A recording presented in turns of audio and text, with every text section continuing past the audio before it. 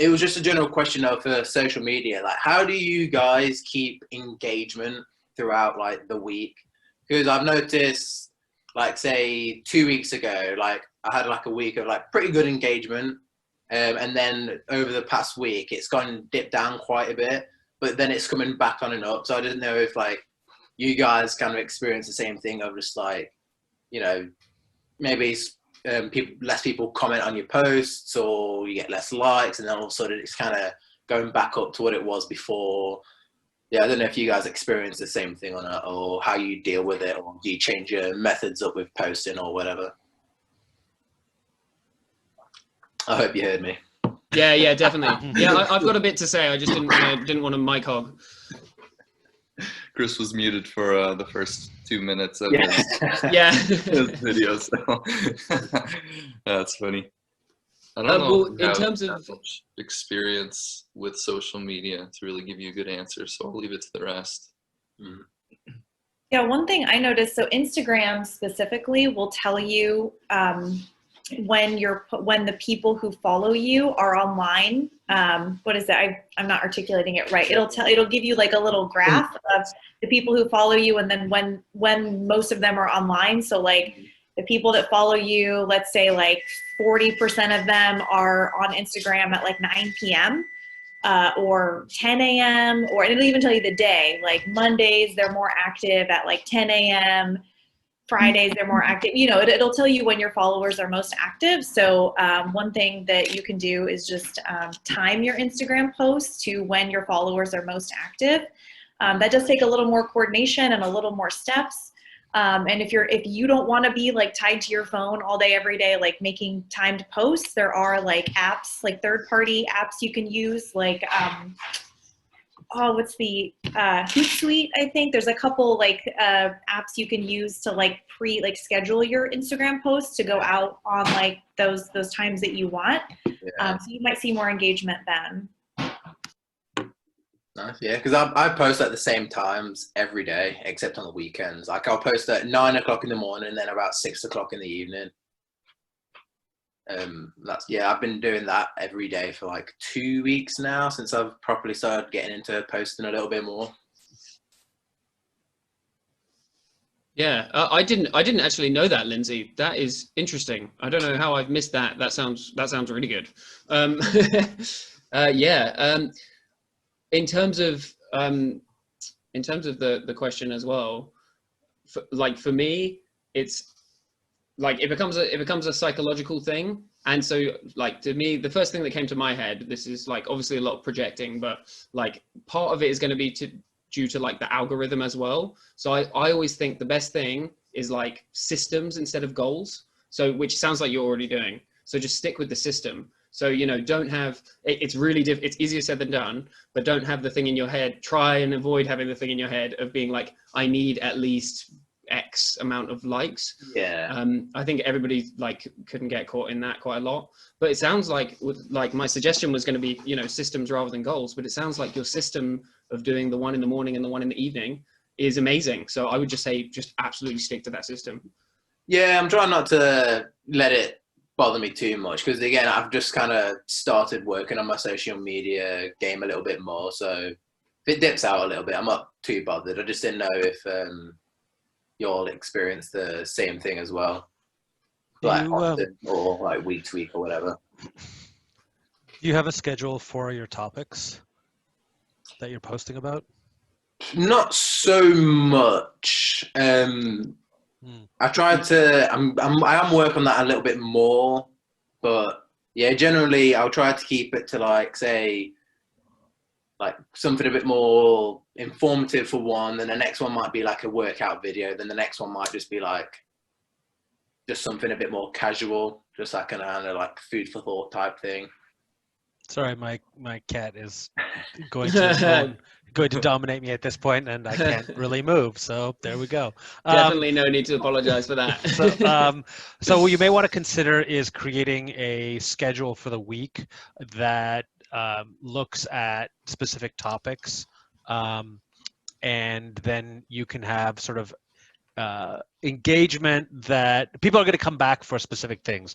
So like, let's say, for example, your Friday night workout is like your craziest, most intense workout. You actually have the ability to do something with some lighting and really make that. And every Friday you post a workout, right? Every Monday you post a technique video. I'm gonna show you how to fix an exercise, right? Every Wednesday you post a meal, right? And so you create this schedule, and then people who follow you and become your fans are going to have something to look forward to, as opposed to just sort of whatever comes off the top of your head for social media that day, right? You're not just sort of filling space. You have a schedule of specific things, and people are going to be like, oh, it's Monday, I got to check out CPS Fitness's technique video. Is it going to be something that is interesting to me? Yes, it is. Okay, sweet.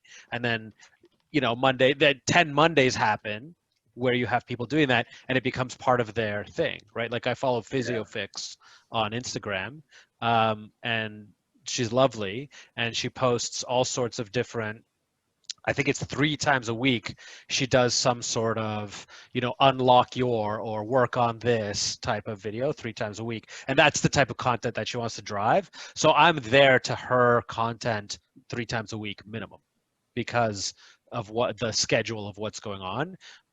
And then there's certain people like Ben Bruno, who's a popular trainer online. He just posts whatever he wants, right? He makes fun of somebody who's taking a photo in the middle of the street because he's in LA and there's some famous streets and stuff. And so for him, I'll view him if he just randomly comes across my feed, but I have no interest in finding him. Oh yeah. I like that. That's really good point. Yeah, that's a really good idea. So I'll probably work on that tomorrow morning. And also, if you need ideas for content, I went back and looked through the notes I took a social media marketing course a couple of years ago. And one thing, and I think this is also relevant for a trainer's Instagram, is if you're running out of ideas for content, like answer a question.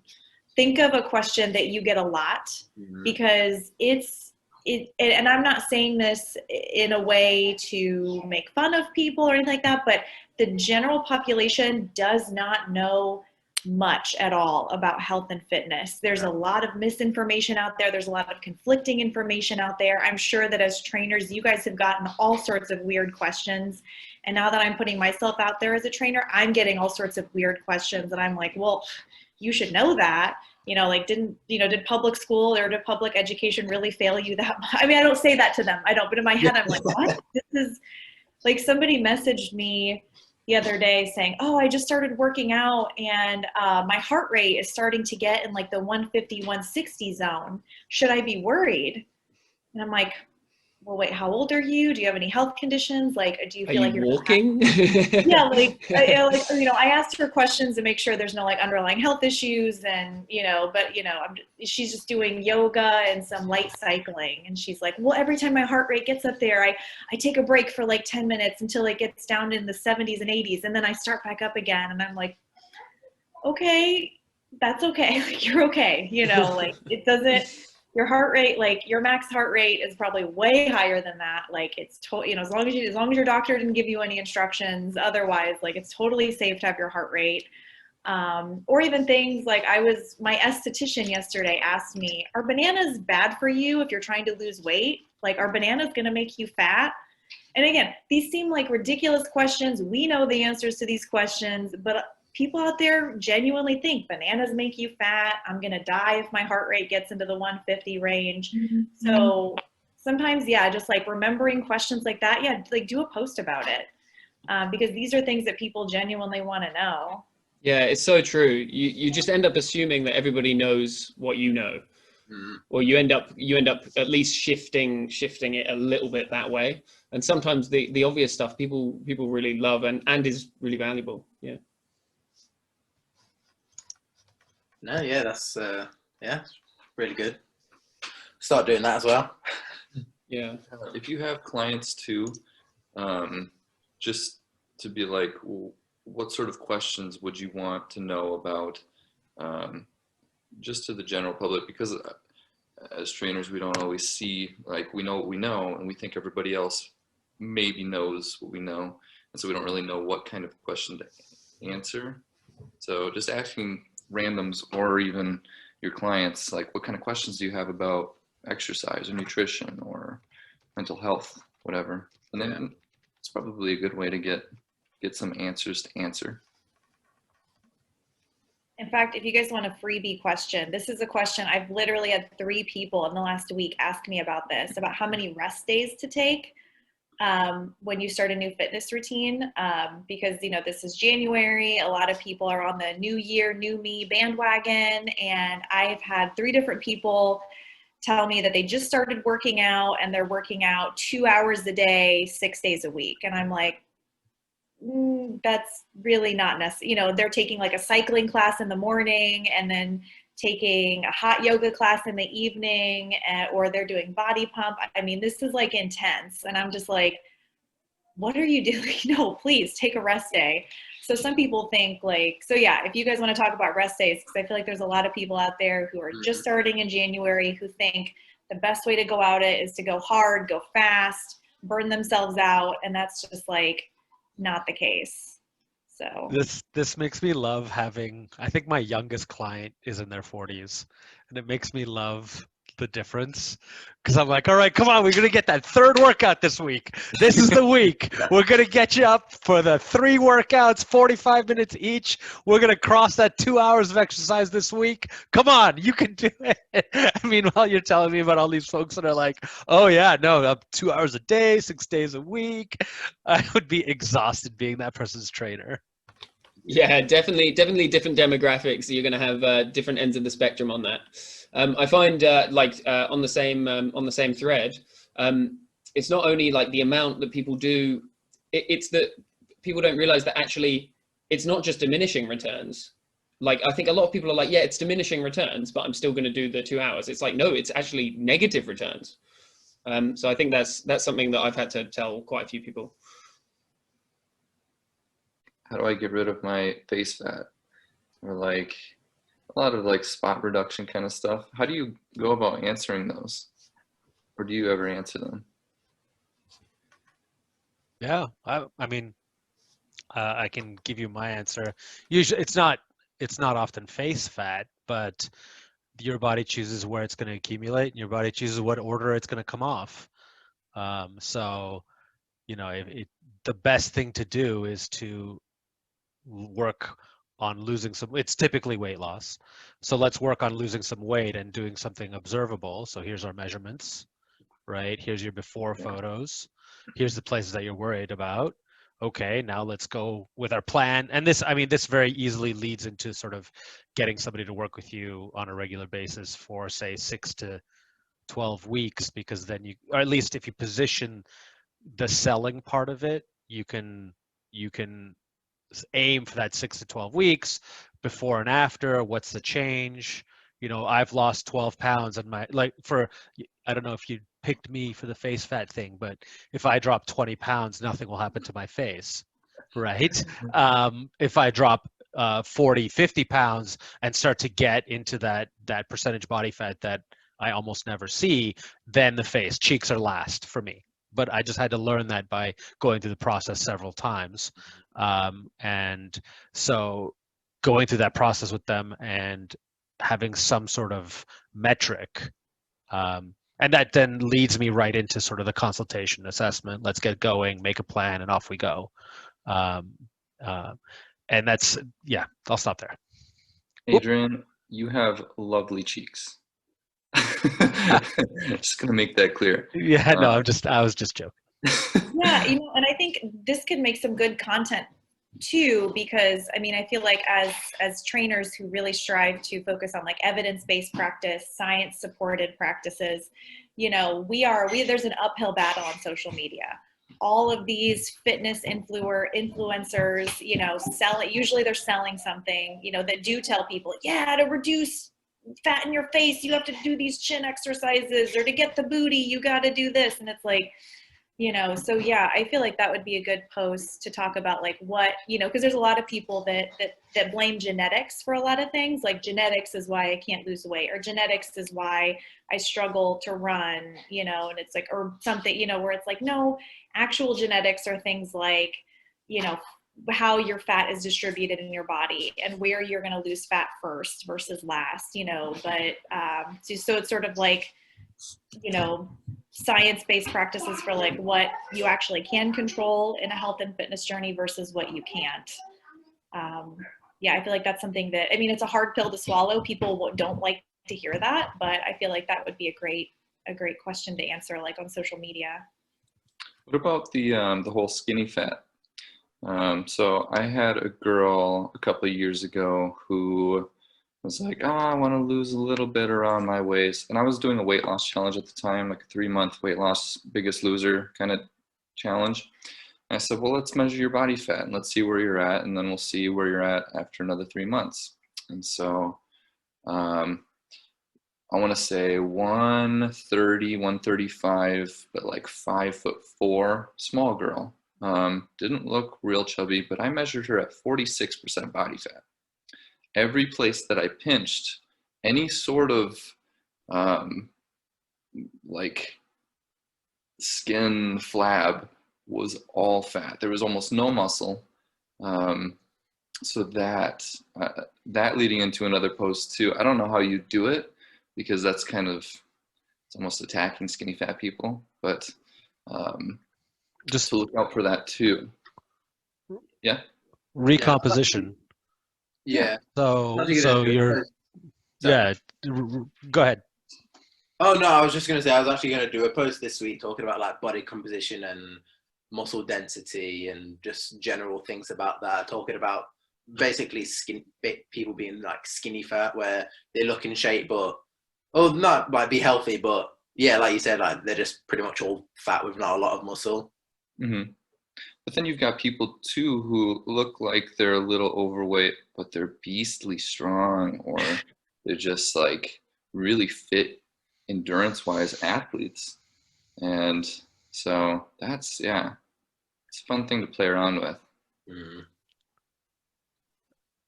Do you, when you're having those conversations with folks, do you ever get a chance to dig into some probing questions? Because I have found that for more than half of my clients, let me back that up.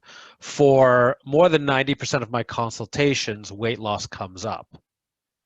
But for more than half of my clients, weight loss has nothing to do with their actual goals. Yeah. You know, the weight loss is a simple thing to say because they think it'll reduce their back pain.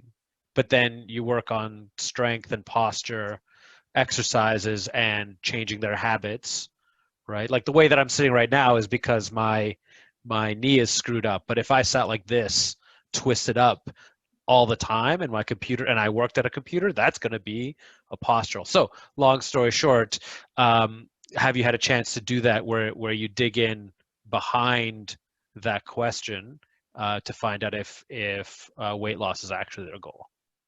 Yeah, that's my favorite thing to do is the probing questions in the consultation.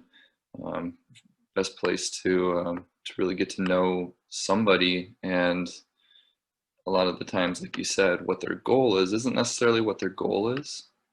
But a lot of times it just comes with the actual training. They start to feel good, and their goals end up changing, realigning with more of their lifestyle.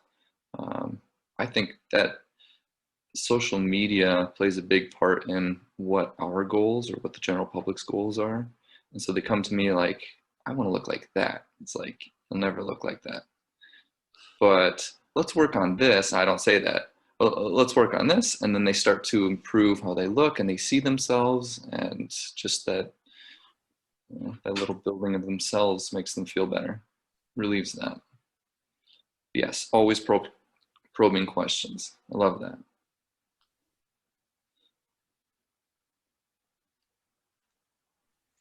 I have a question generally, just so I can get a sense.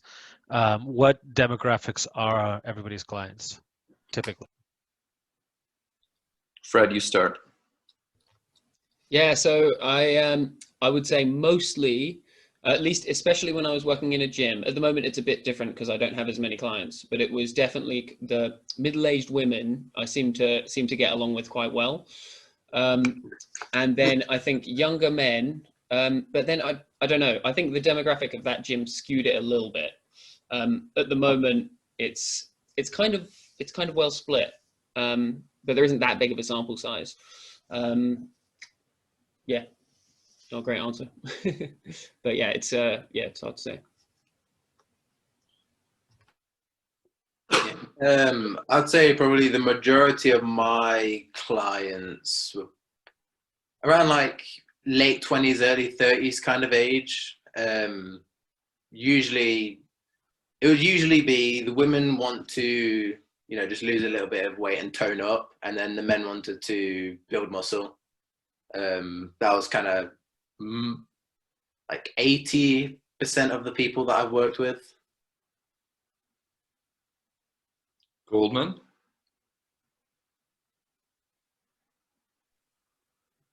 I'm just starting out, but I do have a related question. I've mostly just been doing a lot of research, and I've read that the demographics of online and in-person are really different, and that type of client. I was wondering if any of you have insight into how those two demographics are different. I don't. I don't do a lot of online training. If it is, it's family members of people that I already train, or friends of them. I would suppose more online is people looking for furthering their fitness career. So people who are probably pretty in shape, or athletic. I don't know a lot of people going online just to begin. Yeah, answering that. Adrian, I train mostly beginners, just because I think the demographic in my city, between 20 and 30, a lot of people starting out their career at a hospital. There's a huge hospital in town. And then middle-aged 40 to 60, I've got a guy that's 67, who, not necessarily beginners, but working more postural related stuff. I don't really have a lot of athletes, though some would say that after training with me, they become athletes. It's debatable. Strength training versus plyometric sprints, football field kind of stuff. Yeah, big difference. But yeah. Awesome. Lindsay? Yeah, so I'm still working on my NASM CPT right now. So I don't have any clients yet, but my goal is to mostly train. Well, I'll train anybody, but my target demographics starting out are going to be moms or women about my age, so 20s and 30s, who have always been intimidated by fitness, who may have had bad experience with fitness in school, like through PE class, because for those in the UK, I don't know if you're familiar with, I don't know how your PE classes were in school, but here in the US, it's kind of a joke. They don't teach you anything you need to know long term. It's just, here's how to play dodgeball, here's how to play volleyball, here's how to shoot a basketball, nothing to help you long term with life. So, except every couple months, they force you to run a mile and test you on how fast you can run with no training, no preparation, just here, if you can't do 20 push-ups in 60 seconds, you fail, So trying to target those people who, may be intimidated and need a lot more mental and emotional support in their journey, to help them, learn more sustainable fitness habits. But once I actually start taking clients, who knows who will actually hire me? We'll see. Right. Adrian, you've got 40 plus? Yeah, so I didn't really talk about myself too much at the beginning, but I ran a personal training team out of a YMCA. I'm in Toronto, Ontario, Canada.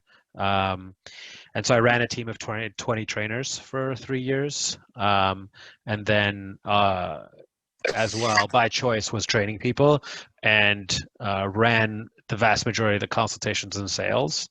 And so that gave me exposure to hundreds of people, and that led me to my demographic, which is sort of that 40 plus. The vast majority of people that I work with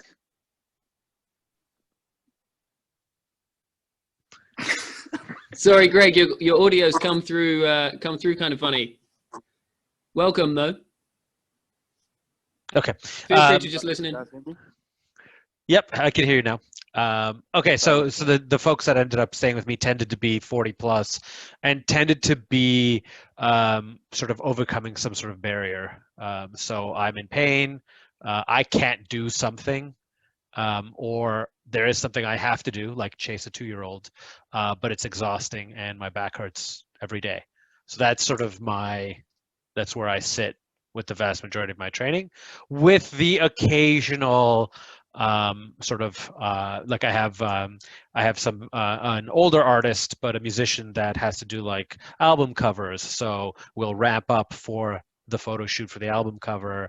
I have an actor, so when they're getting on stage, depending on their character, they may or may not need to be smaller or larger or whichever.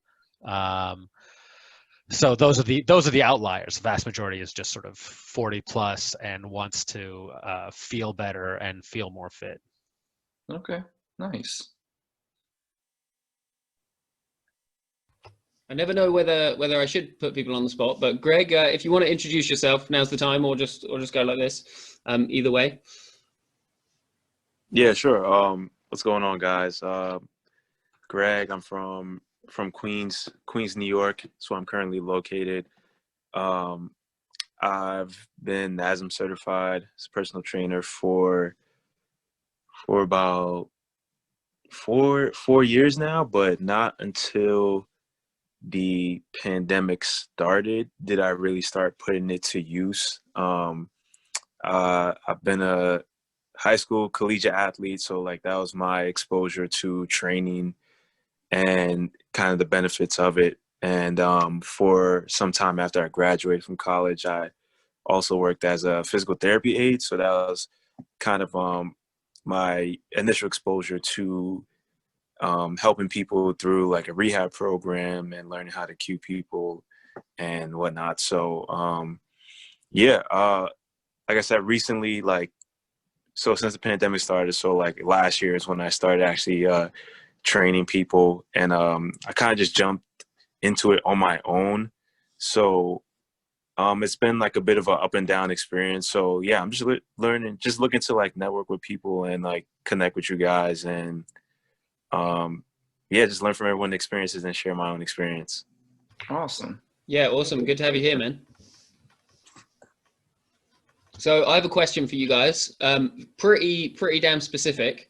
Neck training. Do you have any clients who come to you with neck training? Because I recently had this, or their goal is to get a bigger neck, and they showed me pictures of people photoshopped with small necks and people photoshopped with big necks, and they told me how masculine one of the big neck people looked.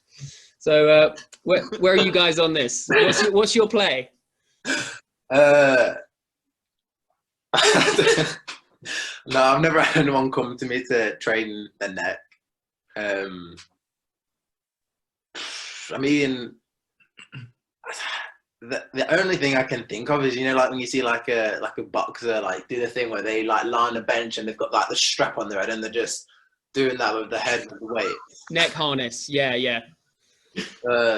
Otherwise, maybe do a lot of trap exercises. Maybe that will compensate for. Yeah, so I think they were super interested in back and specifically trap exercises as well. So I've gone for just like extension, flexion, and then like lying on your side flexion. But then I'm also hearing about how good rotation can be. And by hearing, I mean some bro science, of course, about how good rotation can be. So I've tried this, but I don't think I'm going to suggest they try this, but like a TheraBand attached to the head here, and then you like go like that with it. So yeah, pretty janky. I would stay very far away from all of this training. It's just, there's so much that can go wrong in the neck. Yeah. There's so much that can go wrong. Yeah. There's like 4 muscles that really build the neck, and it's the sternocleidomastoid, and then like up into the back neck. I thought you were just gonna nail them all off. I was about to be in awe. I don't know. I don't know if you could really make the neck bigger. I think you might run into some I think you, postural differences or I imbalances if honestly, you're doing that. yeah, I think you just have to like, you gotta attack the traps, and that will give the appearance of the bigger neck. Like when so I played football in college, and we were actually pretty big on like working out the traps and some neck exercises, because like with football, like there are a lot of like head-on collisions, so you do want to develop a strong neck. So but we most of the time we didn't like you didn't overcomplicate it. Like it was a lot of shrugs, heavy at times, and kind of you already mentioned it, like the side lying exercise. We'd be lying on a bench. This requires a partner. We'd be lying on a bench. Your head is kind of tilted to the side, and then someone's resisting you, and you're attempting to like basically push against their resistance. And it's more of a like you can do it isometrically, hold it, or you can do like a full movement like that. But besides that, we didn't do too much with specific neck. Yeah, I mean that last one as well. That sounds like, I mean, yeah, it sounds like that could go wrong, especially. But that sounds, yeah. I mean, I think you definitely can build the neck, but it's just it's a bit janky. I think I basically I told them to focus on the like extensions like this with a little bit of weight. And then I was basically like, yeah, I mean, this isn't really my area of expertise.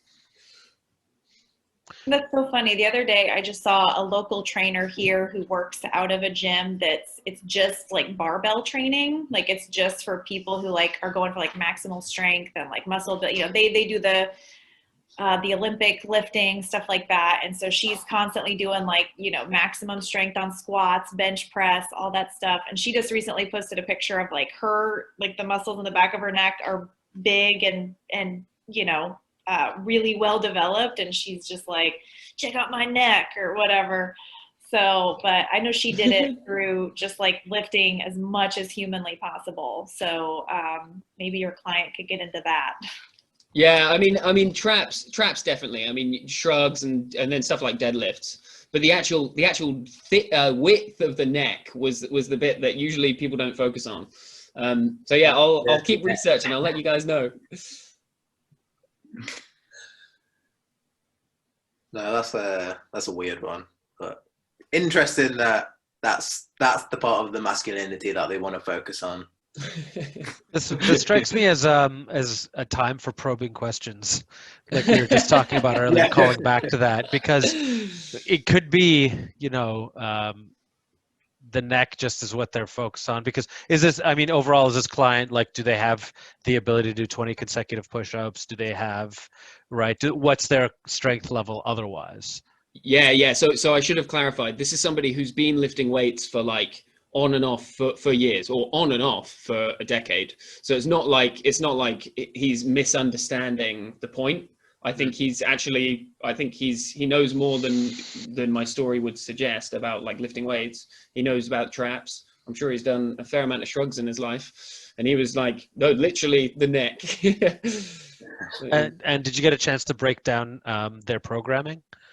So not really, not fully. Because that's a place where you can add value, especially so if you have sort of you said it earlier, bro science, or just sort of YouTube learning to exercise, and you'll have folks that come up with a routine, but they don't have a good sense of periodization. They don't have a sense of the difference training for power versus training for hypertrophy versus training for endurance versus sport specific versus rehabilitation. They don't like it. It's just sort of a blur. So if they're perpetually in the 5x5 range for whatever they're doing, right, that's a good probing question to say, okay, you're looking to do some size work. Well, like, how often are you going to failure? Can you get to around 75, 80%? Maybe a little bit higher, maybe a little bit lower of your 1 rep max. Have you ever tested your 1 rep max? Maybe a little bit larger sets. Are you doing enough sets per week for each area? So maybe you can dive into that kind of thing to add value. And so, you know, you don't want them to take, at least my feeling is you don't want them to take your advice. And if they are like the power lifter that Lindsay described and try to hit their 1 rep max with a neck exercise every 2 or 3 workouts in the hopes that their neck will get bigger, and then mysteriously they never call you again. So yeah, I think there's a lot to unpack in that request. Yeah, I think that's a good point, actually. And that kind of brings us back to me assuming, I mean, you know, I know this guy relatively well. So, I'm assuming that he knows to not do his 1 rep max on neck extensions, but really that's a dangerous assumption. Yeah. Yeah, was anyone else with his neck just feeling really stiff up the middle?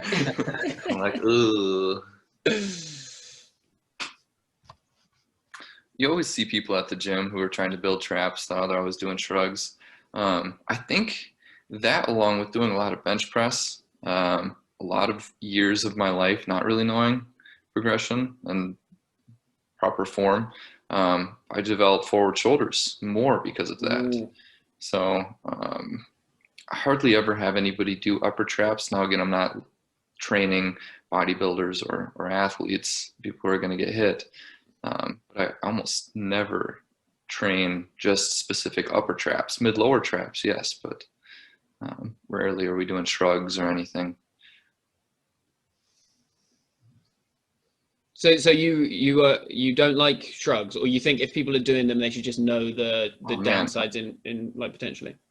I love them as muscles, but I don't specifically work them because they've kind of screwed my posture in some ways. Interesting. Yeah, I never thought of them as a culprit. Definitely like a lot of pressing and stuff like that. I never thought about yeah. So like shoulder flexion, if I try and bring my right arm up, like I can get it almost all the way, but one of the muscles that starts flexing is the upper trap. A little bit of pec tightness, a little bit of lat tightness.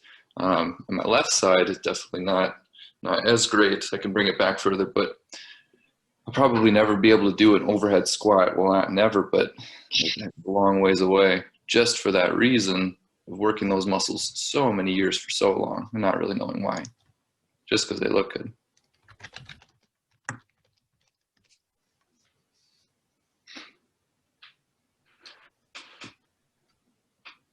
So seeing as we've gone niche, I want to go even more niche. Also, welcome, Angel. Feel free to just listen in or introduce yourself if you want to. Up to you. But yeah, even more niche, jaw training. So have you guys seen these things where it's like a really hench chewing gum type thing, and you can chew on them? What do you reckon? Because along with I got to be honest, you know, I'm going to ruin my credibility here. I'm interested in both these things because people say that you can't get like hypertrophy of these muscles, but you definitely can. Which muscles again? I don't know the jaw muscles well enough, but I assume that there are, I don't know what these ones are called, or I assume there's loads of them. In fact, I know there's loads of them, but you called me out. I don't know which ones. Yeah, I haven't done my jaw anatomy in a lifetime or two. Oh, what? It sounds like these clients just need to eat a lot of rye bread and or hard to chew foods. Make is this like a rehab client? Like, well, this is actually just a friend, and this jaw thing is from seeing adverts for it. So obviously, I'm in their demographic who they're advertising to. So I was a bouncer for about 5 years, and the entire time I chewed gum. It was a thing. I don't know. I think it was partially from boredom, but I chewed gum the entire time. And I think my jaw and the muscles around my jaw were definitely a little bit larger, definitely stronger. And that's all I've got on that. Well, I like it. I like it. That sounds like you're on the side, on the team. Well, again, I'll get back to you guys. Jaw things. What's that, Chris? I was just saying I'm not too familiar with these chewing gums for. Yeah. Oh yeah, I don't think anybody is. You're certainly not behind the curve on that.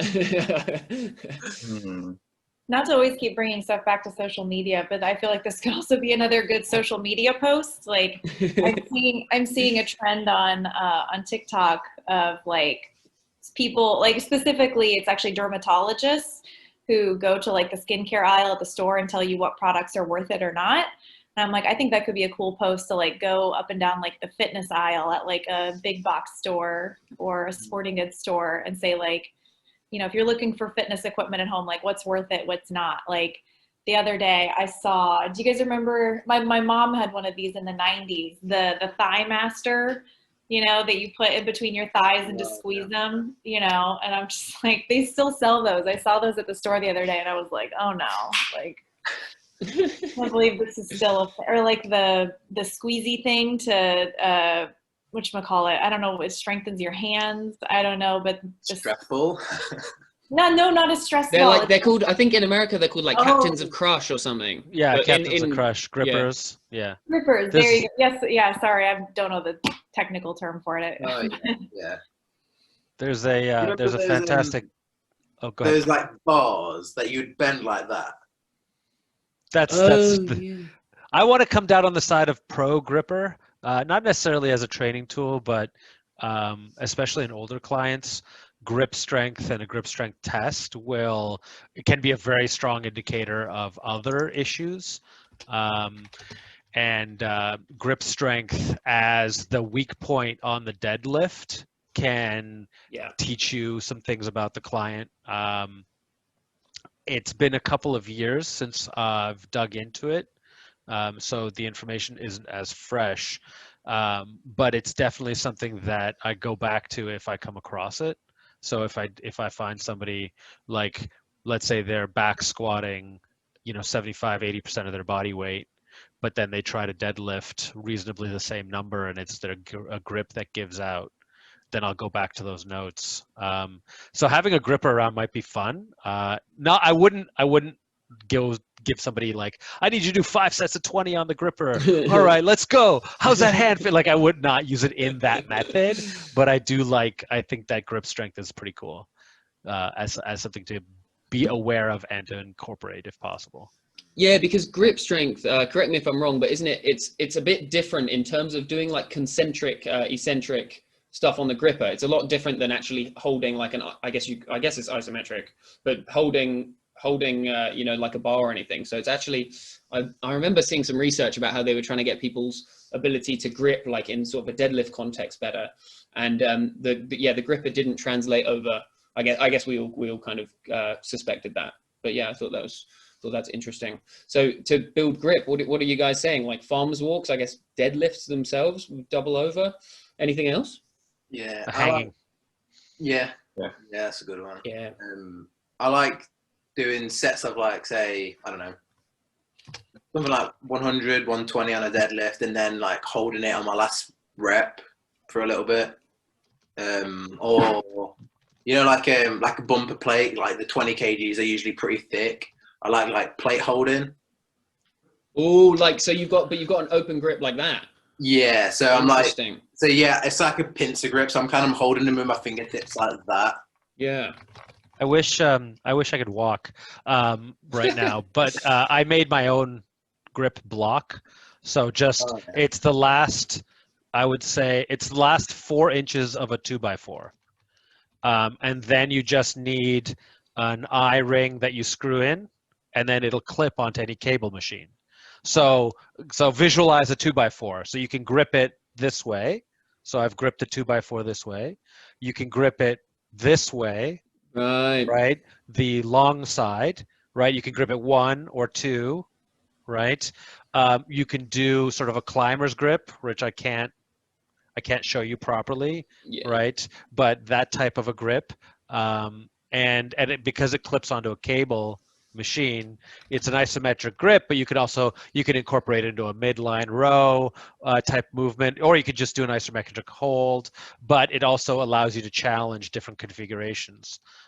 So the trainers at the gym before we were closed, we would always do the pinky thumb grip challenge because it's the hardest, or at least most of us found it to be the hardest. So seeing if you could say isometrically hold 15 pounds on the cable machine just between pinky and thumb for 10 seconds, right? And you can try each different one.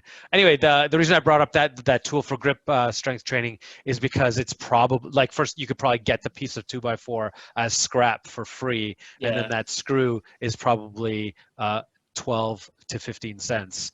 And then you just need access to, and so what I've been doing as well to replace the cable machine is affixing a resistance band to an object and getting a carabiner. Yeah. So there's your isometric hold, like the red band, or if you're incredibly strong, the purple band, plus the clip, plus that grip holder, and then there you go. You're working your grip very well. This block addition to the cable pulley machine, this is genius. I can't believe this isn't a thing. Oh, it's a thing. It's a thing. Is it Grip Genie? Hold on just a sec. Let me find it here. So I basically found the thing. Am I muted here? No. I basically found the grip tool online, and then just recreated it out of a piece of wood. Yeah, Genie block. Okay, here it is. So this gives you a great idea of what I'm talking about. But of course, for the vast majority of people, you don't need the ability to hold. He's got some sort of test where the folks. I don't know if you know who Juji Mufu is online. He's phenomenal. Oh, yeah. He's phenomenal, and the stuff they're picking up ridiculous amounts of weight with this, right? So I'm not working with people that need that level. So I replace that with a piece of wood and that eyelet screw, and that's it. It's easy to do. But yeah, his is $55 Canadian. Mine was $1, maybe $1.50. Yeah. Damn, that's cool. Yeah, no, I love that as a grip idea, and just like you were saying, just as a little competition between workmates or something. So I went to my garage, and this is what I got. I think it's like the same thing. Now looking it up, so you can wrap it around a bar. Yeah, different than what we were talking about, definitely, but also super interesting. Yeah, fat grips, aren't they, in UK? Yeah.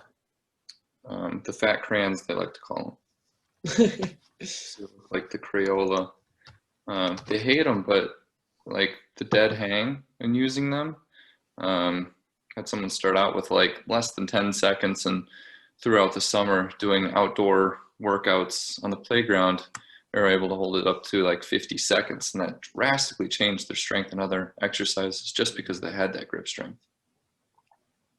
Nice. I have a question. Oh, go ahead. Oh, no, sorry, you go. Is anybody having trouble with a specific exercise, cueing, et cetera, in this sort of new world of fitness? I mean, it is obviously always hard. It depends because, because again, it's a bit different here in the UK. Like, I think you're allowed to meet up with one person outside of your household. Is that right, Freddie? Yeah, if you're a trainer, you can meet people outside in a park, but just one-on-one. Yeah. Yeah. So it's mostly like online, the game at the moment. Yeah. Otherwise, you've got to do it over Zoom, and that's never going to really work as effectively when you're trying to like judge people's techniques and their form, unless they've got someone that's holding the camera that's just constantly walking in a circle around them. But like, yeah, I think you can still cue them well enough, but yeah, judging form is a lot harder. It's certainly harder. Yeah. I like to think it's doable and valuable, but yeah, it's certainly not the same. Yeah. In terms of your question as well, Adrian, for me, it's I wouldn't say it's I don't know if this is a tangent. I don't think it is. For me, it's bracing. How well do you require somebody to brace before you're happy with them squatting, for example? Because when I was in physio, you'd get people doing like sit to stands, for example. You wouldn't tell them to like do any sort of bracing. You wouldn't, like, you'd basically be like, if you can, however you can sit and stand is, you know, that's great. Like, I love it. So when I'm doing squats and stuff like that, I'm really conscious of like, if I'm, you know, if I'm building bad habits, if I'm doing something potentially dangerous, you know, especially for like lower back and stuff like that. So it's almost, I guess it's kind of a question on top of your question, which is, what are your guys' standards for bracing, or what are your guys' standards for technique on the heavy exercises? Because I don't like to be like, if somebody's doing, you know, a squat and they've got 10 kilos, I don't want, especially on like a first session or something like that, I don't want to be like, you're doing this wrong. I want to be like, you're doing well, you know? So where do you guys draw the line, or what are your thoughts on this? I think in terms of bracing, I focus on that more, obviously, like the heavier they go. And then I always find it difficult to find the line between like making sure you, like, say, for example, if you're squatting, like you take a deep breath in, you go down, and then usually when you do an exercise, you're supposed to like breathe out on like the effort part. But when you start going a lot heavier, generally it's better to like hold your breath to keep the brace, isn't it? Yeah, for sure. So like exhale once you're past the effort part. So sorry. I was saying, I think like when you hold your breath during an exercise, it's called like the Valsalva Maneuver. It's where you create like an internal kind of like your internal belt. Yeah, like when you do that kind of exhale against yourself thing. I think that's, yeah. I think I could be wrong. I think that's specifically push against your own abs, basically. Yeah. Which is a pretty good, like, I think a pretty decent like cue for teaching people how to brace. Like, take a deep breath in, kind of like hold your stomach and try and push your like breath out against your abs, kind of. Yeah, but really, I mean, in my experience, people don't, and I would include myself in this even, people don't pick this up very well, or they could resist doing it because actually it doesn't feel easier. Bracing hard actually feels way harder, like when you first start doing it, than just like doing whatever, you know? So it's something I'm running into in terms of, you know, how much do you belabor this brace thing? So I generally, before I get into heavier work with clients, I'll have them do work that's unilateral, that requires them to maintain the same position that they're going to be doing in the work. So let's go with the squat. Go with a rack position goblet, or sorry, not goblet, rack position kettlebell squat on the right-hand side. And are they able to go into the full range of motion, maintaining neutral spine or athletic spine, however you want to describe it? And are they aware of how their core is compensating? Because as you get into a heavier unilateral kettlebell squat in the rack position, it's going to pull you over somewhat, and then getting them to be able to do that on both sides. Another one that I found to be really effective to help people bracing is for them to do the same thing, unilateral with a kettlebell. Pretend like you're holding a bar, but you clearly only have one, and see them do the entire deadlift motion where they're preventing rotation in their shoulders. They're able to stabilize through their core, and that in a sense is more teaching them to activate their core muscles to create stability, and then trying to bring that to the compound movements, the bigger lifts. And I haven't really run into a lot of problems where bracing is a big concern with the lift, but I also haven't picked up clients that are already beyond sort of the 100 to 150% of body weight squat. So I don't have any experience of somebody coming to me saying, you know, I'm stuck at 300 or I'm stuck at 250. Get me past that. The vast majority of my experience with squats has been sort of never before with a barbell on my back, or maybe once in a fitness class kind of a thing. Then taking them to, I usually stop at 150% body weight. or at least that's naturally where I've stopped, because of the goals that they have. We've never really seen a reason to go beyond that. Yeah. But yeah,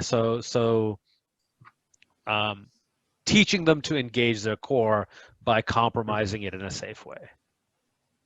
I love those ideas. I'm gonna have to try them out. So just to clarify, it was like unilateral, like kettlebell, like goblet style squat, and then it was the same with like just a traditional deadlift. Yeah, so get the kettlebell, and stand like you're at the top of a deadlift. You're holding the kettlebell in your hand, and then you take your other hand and pretend like you're holding a bar. So you have your kettlebell on one side, right? And let's say, let's say I'm going to make an assumption that you can deadlift over 100% of your body weight.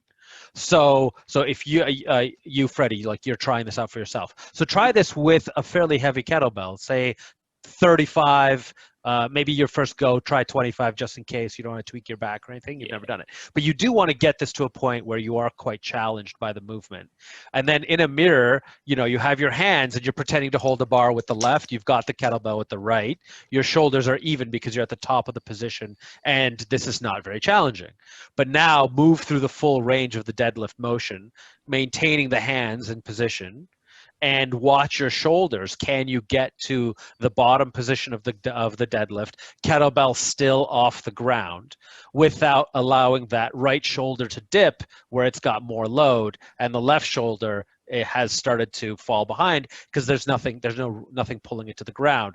Can you use your core to actually keep your shoulders even? Your hands are still mimicking like you're holding a bar. Yeah, that sounds like a great exercise. Interesting. And then once they've got that, you can then have them pass at the bottom, right? So they're passing the weight side to side. And this isn't, I'm not doing any hypertrophy work here. And I'm definitely not trying to get them stronger in the deadlift by doing this. I use this as activation work for people that know the movements already before actually doing something heavy, or to help to bring awareness to people that have never activated their core ever, right? Because they'll start to feel one side go and the other side isn't going. Then they'll go, oh, wow, that's the other side. Okay. And now they know what those muscles are. And then usually one of the things I'll ask them to do before any sort of big work is to drive their fingers deep into their core muscles and cough against them. Not flex against them, but cough against them. And then cough and hold. And then, okay, don't let that go. How many reps can you do at a weight that you're already doing safely without letting that go? Because you should be able to breathe with that engagement constantly. Yeah. Right. It's just a matter of fatigue when your actual core gives out. Yeah, I think, well, and obviously if you wouldn't touch anywhere near like their max or whatever, but yeah, like breathing, I think breathing paused squats, which is kind of what you're kind of getting towards. I've been implementing them. So they're the kind of bit less niche version of your ones. I've got to try your ones out. They sound great. The fitness assessment is where I usually find that out, whether somebody's got an overactive lower back or they have good bracing, potentially a taut or underactive lower back. And that's kind of where we decide where to go about compound movements. But I found success in using compound movements with cues, the correct cues, to, I don't know, fix that. Bracing, I think either people have it or they don't. And it's coming from somebody who doesn't have a little bit of experience with the lower back injury because I overextended it. And I see that more commonly in people than with the general public who does well bracing. And so if you don't brace well, you're usually using your lower back more than you are in the front. So we look at tight hips, we look at what sort of muscles are overactive and keeping you from getting into the compound movement that allow you to brace. I love the sumo squat, as long as people have the flexibility for that, or sorry, the sumo deadlift. Picking weight up from the bottom, because that'll engage the glutes and the core at the same time. If they really don't have that ability to do that or the flexibility, a yoga instructor taught me a while ago, just lay on the ground on your back, put your hands on your lower stomach, and breathe into that. Expand the lower part of your belly with each breath. Do it for 2 to 5 minutes. And that, I don't know if it works for everybody, but for the people that I've had do it, they're now breathing into that spot. It's now activated. So it's my little take on it. Nice. I'm definitely going to try out what Adrian said too, that unilateral stuff. Yeah. Like, yeah. I think as well, like you were saying, Jake, like getting this stuff nailed up front, like because you can get a pretty good idea of how things are going to go, from first session, and you can start like, moving people and programming them in certain ways. So that's a huge aspect of it. Yeah. It's a very in-depth topic. Yeah. That can go a lot of ways. Yeah. I see a lot of benefit from that with the older clients. I find that it'd be a harder sell for a younger client that's like excited to deadlift and excited to squat and excited to hit, like could find their 1 rep max and stuff like that. I find that it would probably take a little bit of convincing to do this work.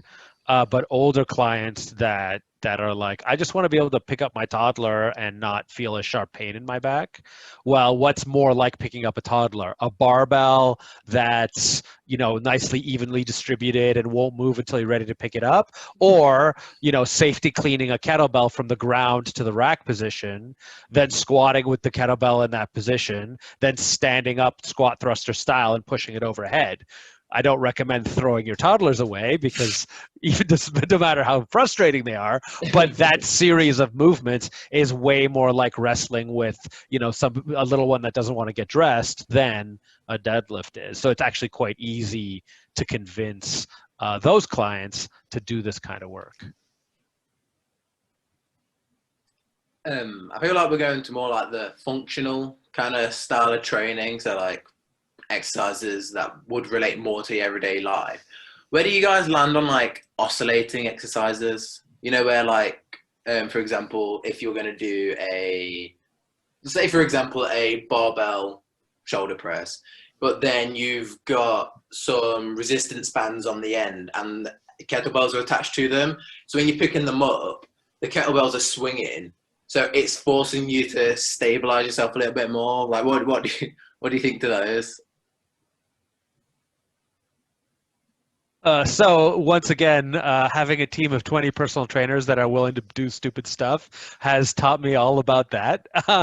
We did a bamboo pole so that it's wobbling.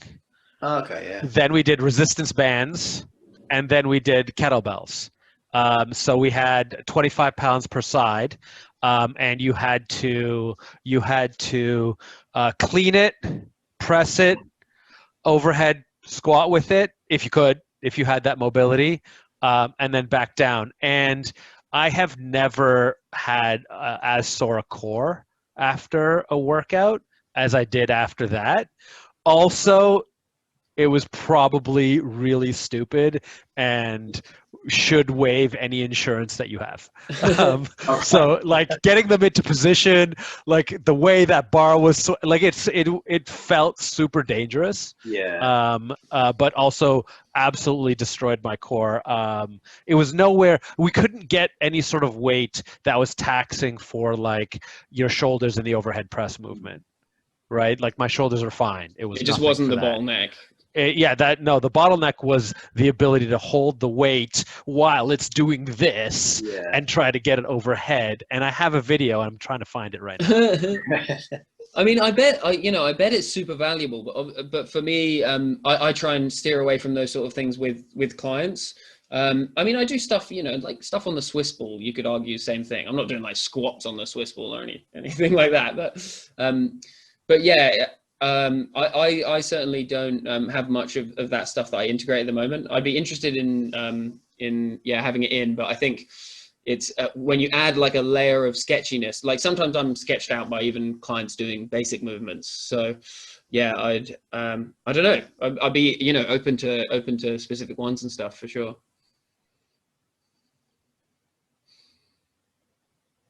No, I love all these creative ways to teach clients how to brace their core. Because I actually had, so part of what inspired me to want to become a trainer is I had a really bad experience with a trainer about 3 years ago when I was trying to start my health and fitness journey. So I started off, I was like 190 pounds. My BMI was like 31, I think, body fat percentage. I don't even know what it was, but it was abysmal. And so I hired this personal trainer at the YMCA, and I paid like for an hour session, and I told him, you know, what my goals were, which were, you know, and I remember my first session, literally for like 30 minutes of the first 60-minute session, he was teaching me how to brace my core he had me hold a kettlebell and then just do step-ups for literally 20 minutes. And he's like, brace your core and do these step-ups for 20 goddamn minutes. That sounds horrific.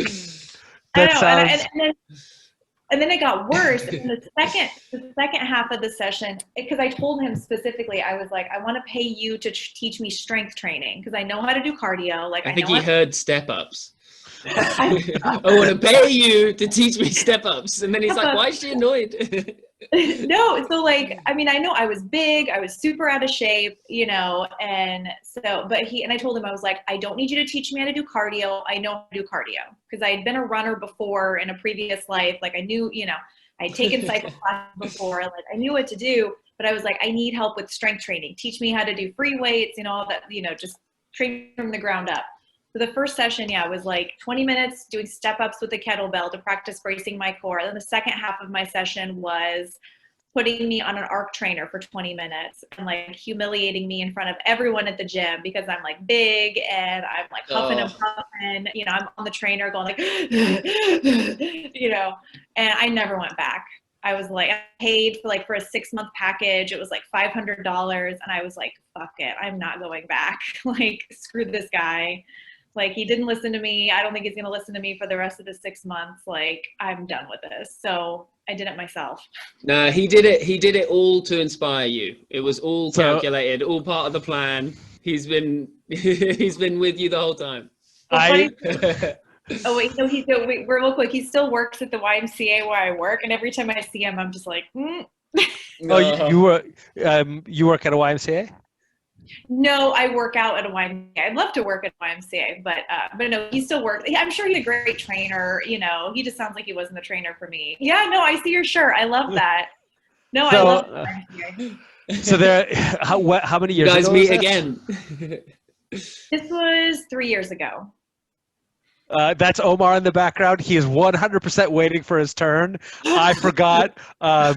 I won that day because I was able to do unilateral overhead press with, I think those are 20s. Yeah, 20 per side.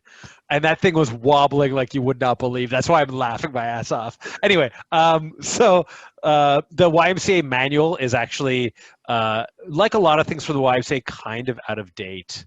So I'm really sorry that you had to go through that. That's not a good way to start. Thankfully, it's. I mean, some YMCA's are a lot more fitness focused. Some of them are more community focused. But yeah, I don't want to get into that too much. Not cutting edge for personal training. Where I'm from. I'd say me too. We have some YMCA's around, and I've trained at YMCA's, and not a lot of help learning how to be a trainer. It's just based on what I thought and my experiences in training. That's where I went. I can't say that I've trained everybody as well as I train now. I think we could probably all say that at the beginning. And you could tell at the YMCA I used to work at, we would dick around a lot and do silly things. No, you don't say. That's fun though, because you learn. It's good to have that community. It's kind of what I miss right now about the gym community is just having your friends and the motivation factor and trying to impress everyone else around you. I've probably lost weight, just muscle mass, having to work out in my garage for, I don't know, the last 7 months. Because you don't do your reps for the fans. Pushing me. Yeah. No reps, no extra reps for the fans. No extra reps, no bicep curls or nothing. Oh. Yes. Jake, you would have fit in with the team incredibly well. That's awesome. Yeah, that's one of the reasons that I'm interested in this is because, you know, I'm busy as a personal trainer right now, and I have lots of virtual sessions, and I have some in person. We're in lockdown right now, so can't really do much in person. But the part that I miss a lot is just having trainers around that had tried different things, experimenting with things. They're reading an article that I would probably had never have run across, and then they show it to me, and then I get a chance to read it. So that's definitely a lot of, and that's why I'm on like the Reddit forum, the personal training Reddit stuff, and browsing around there. And as difficult as it is to find folks like that in social media as well that are actually interested in the conversation of training as opposed to selling something. So that definitely what draws me to this. Yeah, I think we're all interested in both for sure. Certainly, yeah. Cool. I don't actually have any other topics. I think you generally we finish about 8:30. But anybody got any pressing issues or feels or stories or anything? Not really. Would it anything. be? Oh, go ahead. No, you go first. Oh, I was just gonna say, not to always bring up like what we shouldn't do as trainers, but again, I just feel like there's just so much BS out there. It's just hard to combat it.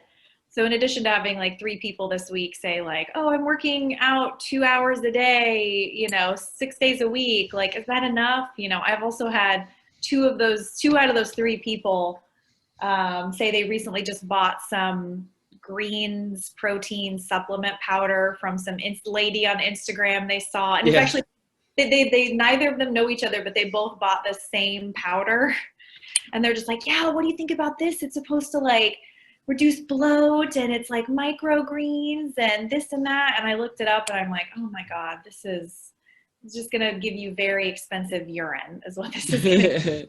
Like, but I'm just like, man, I'm sure that in the fitness industry we've been combating this for decades, just nonsense snake oil, but it's just like, it just boggles me the amount of money people are willing to spend on BS like that.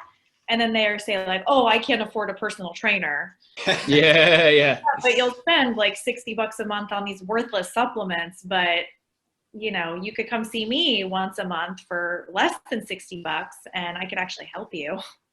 Yeah, agreed. Like people spending their money. I mean, yeah, I think we all do it. We all get suckered in by like, the wrong thing. But it's like, how do you challenge? It's hard to challenge the marketing when their marketing, they're willing, obviously the sellers of these products are willing to just completely lie through their teeth about the effectiveness and the timeline of this stuff, or just frankly that it'll do anything. So it can be hard to compete when you're being honest. Yeah. Well, one thing. Oh, go ahead. Oh no, sorry. It was just a point to your thing about like, and then you've got like these celebrities like Kim Kardashian, or Freddie, like Davina McCall back in the day, selling all these like fitness, like, oh, this is how I lost weight, or like, look at this amazing product, and they have like especially like Kim Kardashian has like millions of followers that will just like eat that shit up, like. Well, I feel like one thing that I like to emphasize is, and I've seen other trainers that are science evidence-based do this, is just not necessarily call out, like, I feel like it makes you look bad if you're going out of your way to like call out other people, even if they are bad trainers who are spouting bad information. I think it's better to combat that sort of negativity with a more positive approach. Like instead of saying, don't do that, say, do this. So I like to emphasize a lot the fact that I don't take supplements. I don't drink anything weird.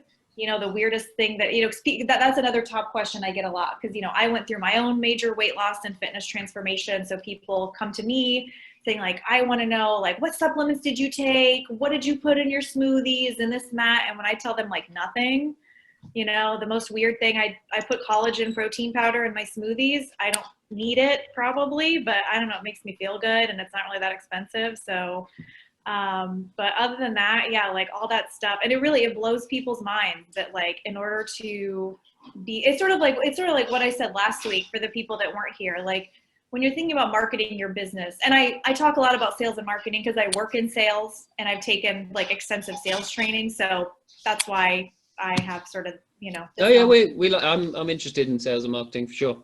Yeah. Yeah. So people, you know, if you look at people who want to improve their fitness and improve their health, they look at us as trainers, and this is my perspective so far, but with my limited wisdom. I feel like they look at us trainers and they say like, if I want to be like them, if I want to be at their level of fitness and their level of perceived health, I want to do what they do. So what do they do?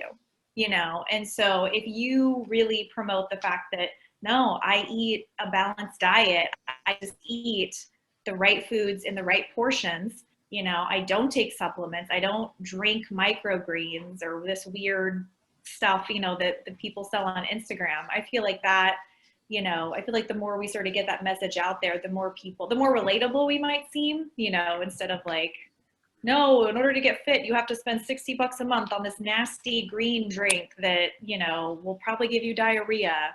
You know? And yeah, and even the supplements that work, it needs to be like, because, you know, stuff like creatine, you know, it works, but it's going to be 1% or less. I mean, depending on their goals.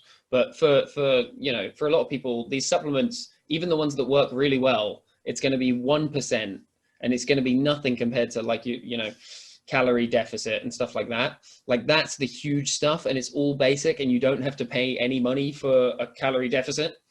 Yeah. So what I was, I don't want to disregard the topic at hand. I just, before I forget, because I do that, I have a question and I forget. Do we want to have something for next week?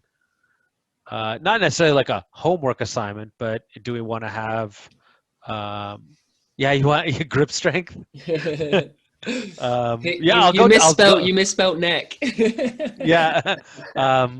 Yeah, I'll go, I can dig up that thing and give you the ingredient list for that if you want, what you need to buy for it. Yeah, do we want to have something for next week?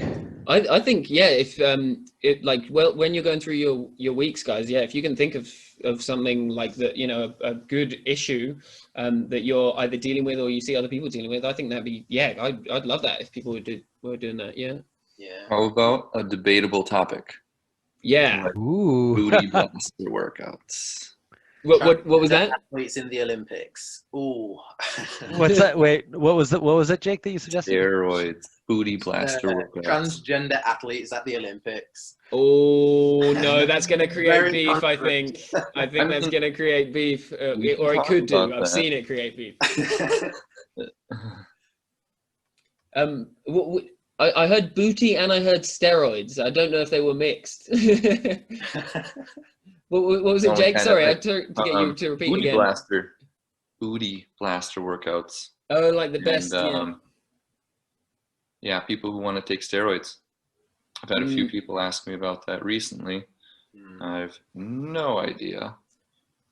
Yeah, I mean, well, for me, just as a precursor to the debate next week, because I haven't done them, I just feel like I literally, well, first I'd be like, here are some downsides, and then I'd be like, if you're gonna do it, like, I'm really not gonna be your best like trainer with this. But I've never had anybody ask me yet, actually.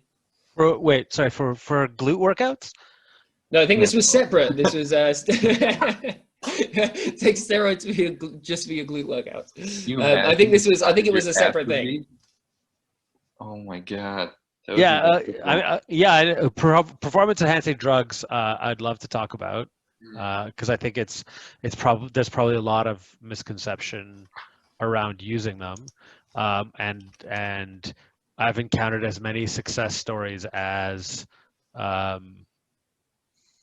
let's say, net negative, you know, where it's like, if we could magically pull this out of this person's life, their life would be just a little bit better. Like at the end of the day, it actually didn't provide any significant benefit. But then, as many of those, there's ones where it's fantastic. But even so, my issue with it would be, even in the ones where it's fantastic, on a timeline of like people's whole life. I guess, I mean, you do like post-cycle therapy and stuff like that, but wouldn't it just feel like, when I go into the gym, I like going to the gym, I like feeling like I'm getting that little bit of gains. And if I'd just been doing steroids, it's like, right, well, I'm never going to be able to do anything like I was doing then, you know? But I think what you're looking at is what the broad conception of steroid use is, Right. which is to reach this upper echelon of gain. So there are from my anecdotal evidence, and I this would be something I need to research over the week, but my anecdotal evidence on performance enhancing drugs is more of a bringing you to a moderate level because for some reason you're not there already. Right. So right. taking the 50-year-old and allowing them to still do 100K rides.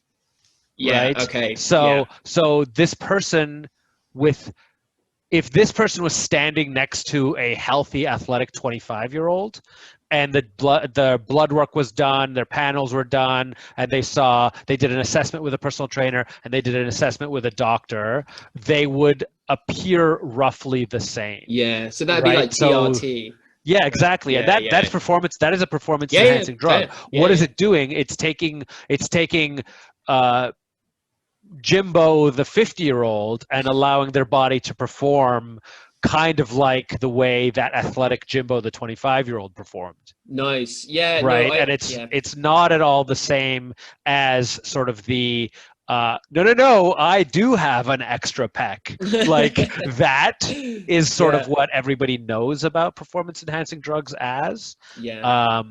But like, depending on how my ACL surgery goes, I will immediately jump onto performance enhancing drugs for my recovery. Yeah. Yeah. I guess I was projecting, like, you know, my thoughts on it. And that's a big segment of it. That's a big segment of it. And that's super important, right? Like my actor client, I would very strongly recommend against them going in that direction now, because they had the 8-pack with the V at the bottom and the whole thing for being on camera.